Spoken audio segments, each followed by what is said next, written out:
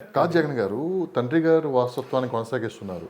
అంటే బాలకృష్ణ మేము గారు. చేసిన అదృష్టం రామారావు గారు అనుకోవాలి అంతే. మా అనంతపురం జిల్లా మహానటుడు. చేసిన అదృష్టం. మహానటుడు ఆ వారసత్వాన్ని యాక్టింగ్ పరంగా కొనసాగిస్తున్నాడు. హెల్పింగ్ సంబంధించి అది కొనసాగిస్తున్నారు. రాజకీయ పరంగా కొనసాగిస్తున్నారు. తండ్రి ఆశయాలుని ఎక్కడ ఆయన వెనక్కి తీసుకోవట్లేదు. సో ఆయన తండ్రి ఏదైతే ఆ రోజు ఎన్టీ రామారావు గారు అనంతపురం మీద అది హిందూ పేరు ఎంత ప్రేమ కురిపించారో అదే ప్రేమ కూడా బాలకృష్ణ గారు ఇప్పుడున్న జనరేషన్ కూడా చూపిస్తూ ఉన్నారంటే దాన్ని ఎలా అర్థం చేసుకోవచ్చు? అంటే బాలయ్య బాబు గారు అంటే మేము అనంతపురం జిల్లా చేసుకున్న అదృష్టం అని చెప్పాలి. ఫస్ట్ ఆఫ్ ఆల్ ఆయన అక్కడ కంటెస్ట్ చేసి 3 సార్లు గెలవడం కాదు, మేము ఆయన్ని రోజు చూసుకునే భాగ్యం కలిగింది. ఆయన్ని రోజు చూసుకునే భాగ్యం కలిగింది. ఎన్నిసార్లు వచ్చినా బాలయ్య బాబు గారికి అది ఎన్నిసార్లు వస్తాడు కదా హిందూపూర్, ఆ క్రేజ్ తగ్గదు. అసలు ఆయన వస్తున్నాడు అంటే ఆ రోజు ఇంట్లో అందరూ పండుగే. కాకపోతే బాగా అన్న ఎట్లా ఉంటే పెద్ద పెద్ద గజమాలలు తీసుకొని ఎక్కువ మంది రోజు వచ్చే వాళ్ళందరికీ కూడా ఒక డిసిప్లిన్గా అలవాటు. నేను రోజు వస్తున్నా, నా కోసం ఖర్చు పెట్టుకోవద్దండి, మీరు జస్ట్ మీరు కనిపిస్తే చాలు, ఆ డబ్బులతో మీ పిల్లలకి ఏదన్నా పుస్తకాలు బుక్కులు పిల్లలకి స్వీట్స్ తీసుకెళ్ళండి, ఎందుకు అంతంత డబ్బులు వేసి నాకు రోజు తీసుకొస్తాడు అంటే ఆయన ఓన్ చేసేసుకున్నాడు. ఒకసారి కోపడుతున్నట్టు కూడా నిజమేనా? కోపడతాడంటే యాక్చువల్గా నేను ఓ విషయం చెప్తాను. హిందూపూర్లో ఒకసారి కోపడ్డాడు. అంటే కోపడ్డడం అని ఏంటిదంటే చాలా రీజన్ ఉంటేనే కోపడతాడు. అనవసరంగా కోపడ్డు. అనవసరంగా అసలు హిస్టరీలో ఉండదు. అనవసరంగా కోపం రాదు ఆయనకి. కోపన్నాడు. ఎందుకు కోపన్నాడు? బాలకృష్ణ గారు వచ్చినప్పుడు ఆయన ఇంట్లోకి వెళ్ళే ముందు అందరూ అక్కడ విష్ చేసుకుంటూ వెళ్తూ ఉంటారు. ఆయన లోపలికి వెళ్ళేటప్పుడు ఆయన అందరినీ విష్ చేసి వెళ్తారు. ఒక చిన్న బాబుని ఎత్తుకొని ఒక ఆవిడ వచ్చింది, ఒక చేత్తో ఇంకో వాళ్ళ బాబుని పట్టుకొని ఉంది. బాలయ్య బాబు గారు దిగంగానే ఆయనకి బాలయ్య బాబు గారికి మొత్తం కళ్ళు ఉంటాయండి. చుట్టూ డ్రోన్ కంటే ఎక్కువ కళ్ళు ఉంటాయి. ఆయన బండిలో నుంచి వచ్చేటప్పుడే ఇక్కడ ఎంతమంది జనం ఉన్నారు, నేను దిగి లోపలికి వెళ్ళాలా, కొద్దిసేపు ఆగాల, దీనిలలో వాడు ఎట్లాంటి వాళ్ళు ఉన్నారు, మొత్తం ఆయన 2 సెకండ్లోనే పసిగట్టేస్తాడు.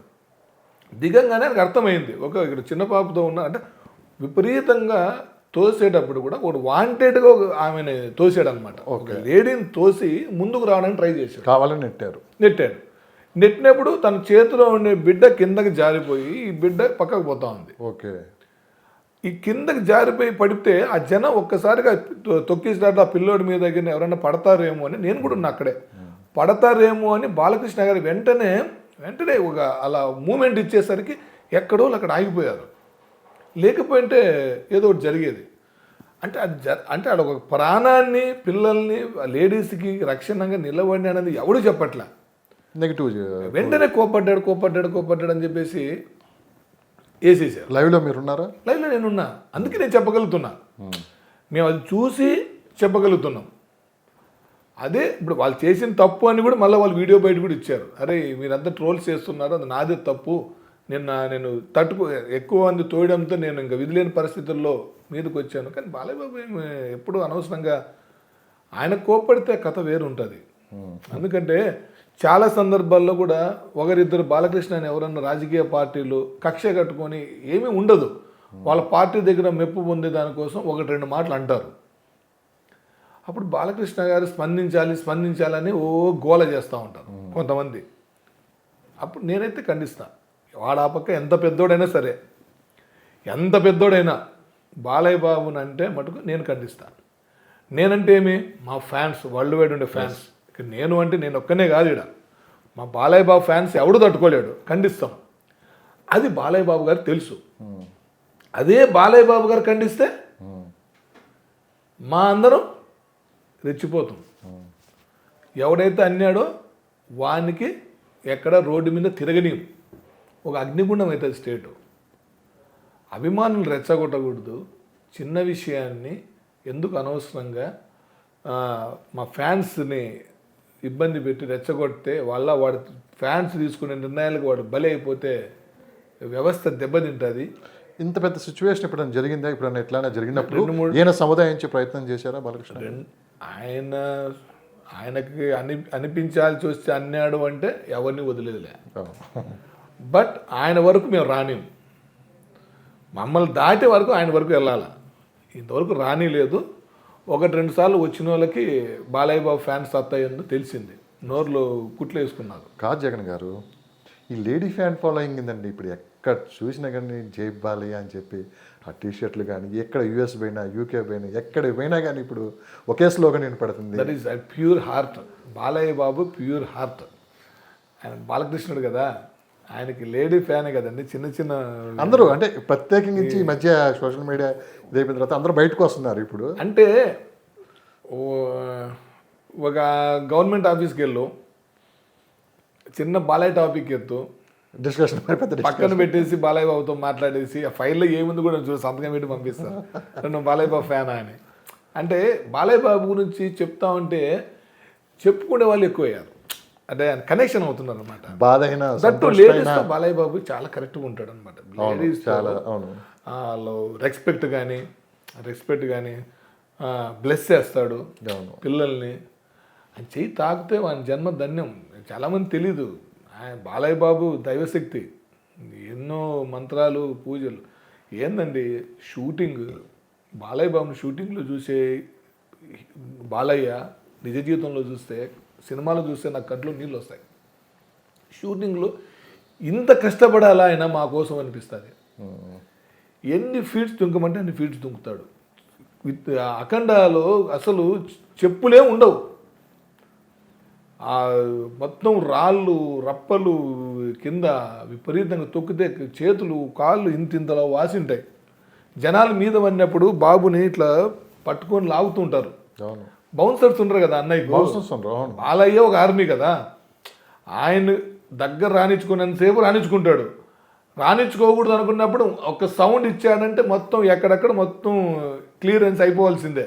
మీరు కరెక్ట్గా చెప్పారు. ఒక ప్రశ్న అడుగుతా, ఇప్పుడు నేను ఇదే చెప్తున్నా. ఇప్పుడు అఖండ సమయంలో మొత్తము కాలు ఇంత స్వెల్లింగ్ అండి, బ్లడ్ ఈ ఎక్కడ చూసినా బాడీ అంతా ఇవి.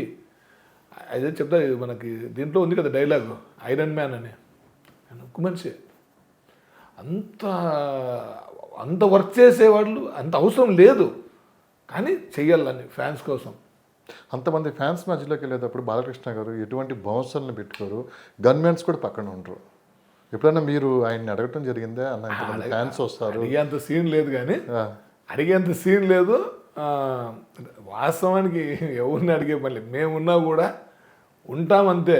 మేము ఆయన మీద పడకుండా ప్రొటెక్ట్ చేసే అంత ఇంత సీన్ ఉండదు. ఆయన దగ్గర రారు బేసికల్గా. అది ఇప్పుడున్న ఈ యంగ్ జనరేషన్ హీరోస్ అంతా ఏంటంటే ఎక్కడికి వెళ్ళినా కానీ ఓ 10-15 మంది బౌన్సర్లతో ముందుకెళ్తూ ఉంటారు. అవును, కానీ అంత స్టార్ హీరో, సీనియర్ హీరో, ఆయనకు ఫ్యాన్స్ అడావిడి చేస్తేనే నిలబెట్టి వార్నింగ్ ఇస్తాడు.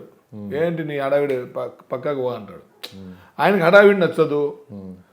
ఆయన జనం మనిషి, ప్రజల మనిషి, రామారావు బిడ్డ, సమాజమే దేవాలయం ప్రజలే నా దేవుళ్ళ అన్న మహనీయుని బిడ్డ. ప్రజల దగ్గరకు వస్తా అంటే ఆయనేం భయపడ్డు. జనం 1,00,000 మంది ఉండు ఒక్కడే వెళ్ళగలడు. ఈ ఎలక్షన్లో స్టేట్ పర్యటనలో బాలకృష్ణ గారికి క్రెయిన్తో గజమాలను వేయాలనుకుంటే ఫార్చునర్ వెహికల్లో వెళ్ళేవాడు కొన్ని వేల మంది మధ్యలో నిలబడి ఫార్చునర్ వెహికల్ ఎక్కి ఓపెన్ టాప్ మీద నిలబడుకొని వాళ్ళతో క్రెయిన్తో వేసే దండ వితౌట్ బ్యాలెన్స్ అవును నిలబడుకొని వేయించుకొని ఆ గజమాల చేయించునోని కూడా అక్కడికి పిలిచి వాని భుజం తట్టి సెల్ఫీ ఇచ్చి దిగి సెల్ఫీ ఇచ్చి బండిలో కూర్చుంటాడు. ఇంత జనంలో ఇంత పెద్ద హీరో అనకూడదు, ఇంత పెద్ద నాయకుడు అనేవాడు ఉన్నాడా? ఒక లెజెండ్ ఉన్నాడా? ఎవడున్నాడు చెప్పండి? ఎవడు మీరు వెతికితే కూడా ఒక్క వీడియో చూపించండి ఇంత బాలయ్య లాగా వీడు కూడా ఇంతమందితో కనెక్ట్ అయ్యాడని. అసలు బాలయ్య బౌన్సర్లు ఉంటారు. ఎందుకు బౌన్సర్ల డ్యూటీ ఏంటి అంటే అన్నోన్ పర్సన్స్ లోపల రానికోకుండా ఉన్నంత వరకు ఉంటారు. బాలయ్య బాబు దగ్గర రాకోకుండా ఎవడు ఉంటాడు?